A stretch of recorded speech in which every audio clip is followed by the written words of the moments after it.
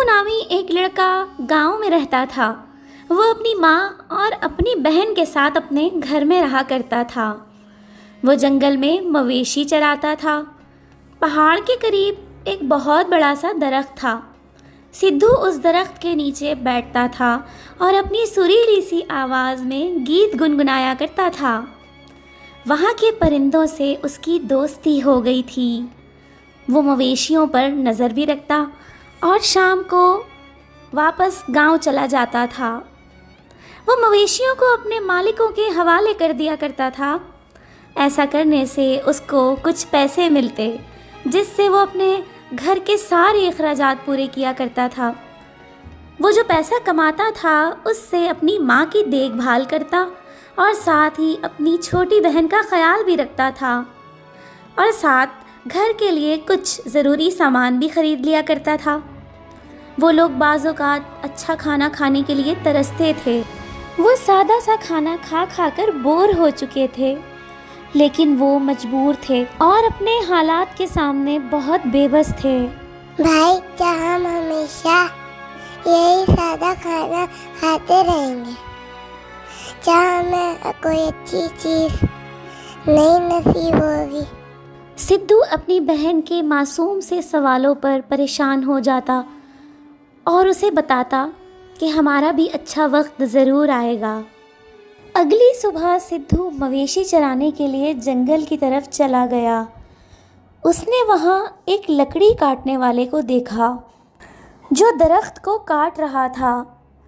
ये वही दरख्त था जिसके नीचे सिद्धू अक्सर बैठा करता था और अपनी बकरियां चराया करता था।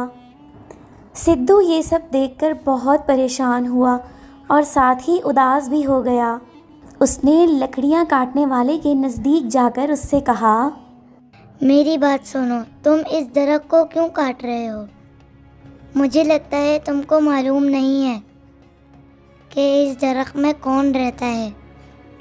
इस दरख्त में एक भूत रहता है और अगर तुम इस दरख्त को काट दोगे तो वो तुम्हारा जीना हराम कर देगा।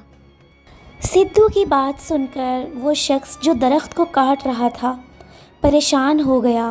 वो खौफज़दा हो गया और उसने अपना सर पकड़ लिया। तुम्हारा बहुत शुक्रिया मेरे दोस्त कि तुमने मुझे बचा लिया, आज तो मेरी जान ही चली जाती। वो आदमी ये बोलकर वहाँ से चला जाता है और सिद्धू दिल ही दिल में बहुत खुश होता है कि उसने अपने मनपसंद दरख्त को कटने से बचा लिया। थोड़ी ही देर में सिद्धू के सामने एक रोशनी सी आती है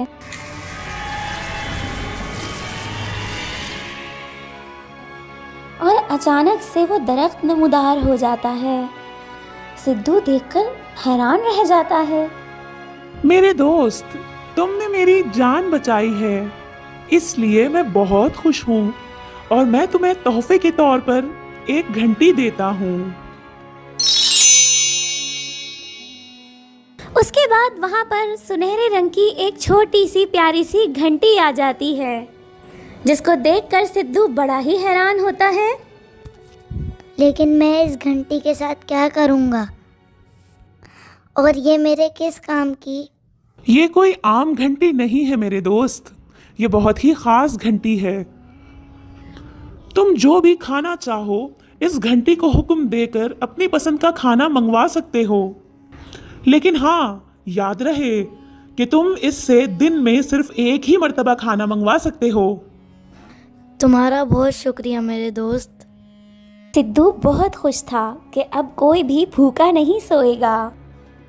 सिद्धू ने घर आकर सारा वाकया अपनी माँ और अपनी बहन के सामने बयान किया। उसकी माँ और उसकी बहन सारी बात सुनकर बहुत खुश हुए। फिर उन्होंने घंटी से कहकर अपनी पसंद का खाना मंगवाया और खूब पेट भरकर खाया। अगली सुबह सिद्धू मवेशी चराने के लिए चला गया और शाम को जब थक कर वापस घर लौटा तो उसने देखा कि घर के सारे बर्तन खाली हैं। उसे बहुत ज़ोर की भूख लगी थी, लेकिन वहाँ पर सिवाय सूखी रोटी और चटनी के कुछ भी नहीं था। सिद्धू को बहुत गुस्सा आया और वो मायूस होकर बिस्तर पर जाकर सो गया। अगली सुबह सिद्धू ने जादुई घंटी अपने साथ ली और मवेशी चराने के लिए निकल पड़ा, जबकि पीछे उसकी माँ और बहन घर में भूखी थी।